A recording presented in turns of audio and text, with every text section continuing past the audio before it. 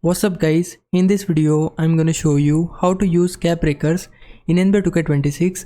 Cap breakers are a lot easier to get this year and they are super important for unlocking the full potential of your build, but a lot of players still ask where to actually apply them since the game doesn't really explain it clearly. So let me show you how it works.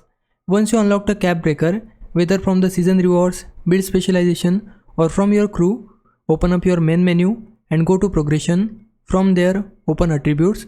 Now this next step only works if you already have a cap breaker unlocked. You'll see a small message telling you to press down on the right stick.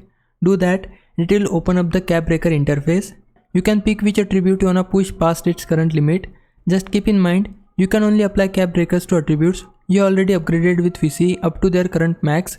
Once you have chosen your stat, apply the bonus like +1, +2 or however much it allows and confirm it. That's it, your attribute is boosted. Now if it was a big help, can you like this video and subscribe my channel. For now, thanks for watching. Bye bye.